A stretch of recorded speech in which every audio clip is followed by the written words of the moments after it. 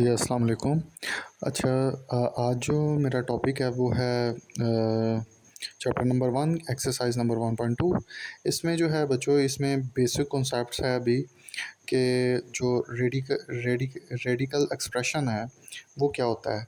Radical expression basically आपको जो इस तरह से वैल्यू मिलेगी, बेसिकली ये जो साइन होता है ये रेडिकल साइन होता है और इसके ऊपर जो पावर होती है वो इंडेक्स ऑफ रेडिकल उसको कहा जाता है।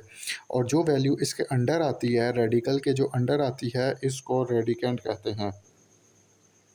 और ये इस तरह से कि ये रेडिकल साइन है, एन जो है ये इंडेक्स ऑफ रेडिकल है और ए जो है वो हमारा रेडिकेंड है। और इसके अलावा आप लोगों ने इसको स्क्वायर रूट, अंडर रूट के नाम से सुना हुआ है, पढ़ा हुआ है, आपको बताया गया हुआ है। इसको स्क्वायर रूट इसीलिए कहते हैं क्योंकि जब यहाँ पे इसके इंडेक्स में कोई वैल्यू ना हो तो इसकी वैल्यू आती है 1/2, इसलिए इसको स्क्वायर रूट भी कहा जाता है। और अगर यहाँ पे 3 आ जाए, इंडेक्स में आपकी 3 आ जाए तो ये क्यूब रूट बन जाता है।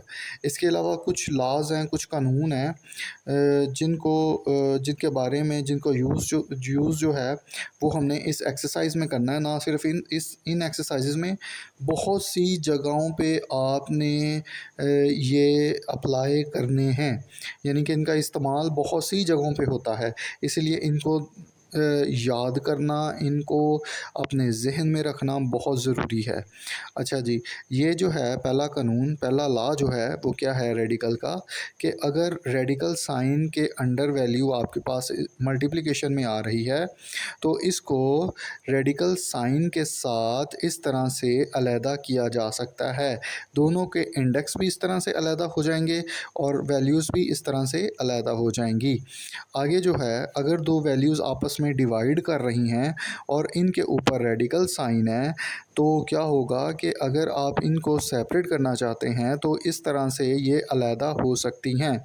ऊपर वाला साइन जो ये रेडिकल अलहदा ऊपर वाली वैल्यू के साथ अलहदा आ जाएगा और जो डिनोमिनेटर होगा उसके साथ अलहदा आ जाएगा।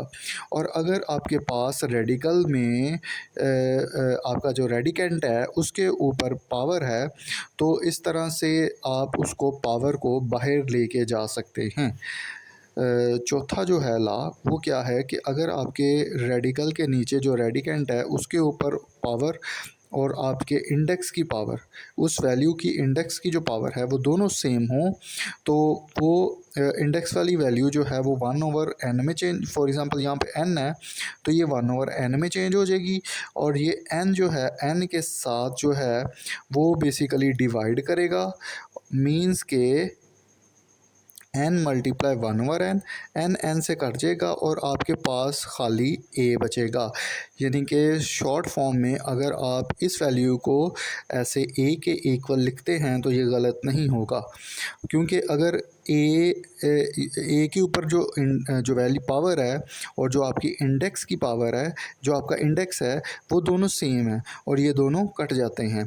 आगे जो है हमारे पास वो है लॉ ऑफ इंडेक्स।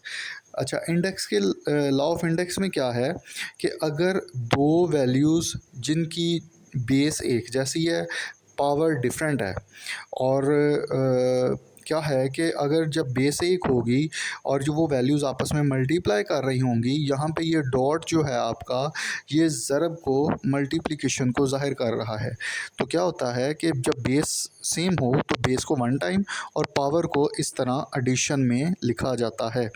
और अगर आपके पास कोई वैल्यू है, उसके ऊपर पावर है और उसके होल के ऊपर एक और पावर है, तो क्या होता है कि ये वाली पावर इस पावर के साथ मल्टीप्लाई कर जाती है और ये सॉल्व हो जाता है। अच्छा, आगे जो है थर्ड जो है आपके पास लॉ, वो क्या है कि अगर a और b आपके पास दो वैल्यूज़ हैं और उसके ऊपर कोई पावर है तो ये पावर इसके ऊपर अलहदा से आ जाएगी और इसके ऊपर, ये वाले b के ऊपर अलहदा से आ जाएगी।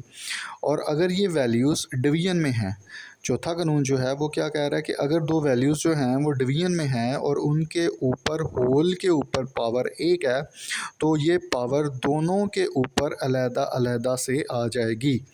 और अगर आपके पास दो वैल्यूज़ हैं डिवीजन में और उनकी बेस एक जैसी है बेस अगर उनकी एक जैसी है तो वो क्या होता है कि ये वाली नीचे वाली वैल्यू ऊपर चली जाती है और ऊपर जाके ये पावर माइनस में चेंज हो जाती है और इस तरह से ये सॉल्व हो जाते हैं।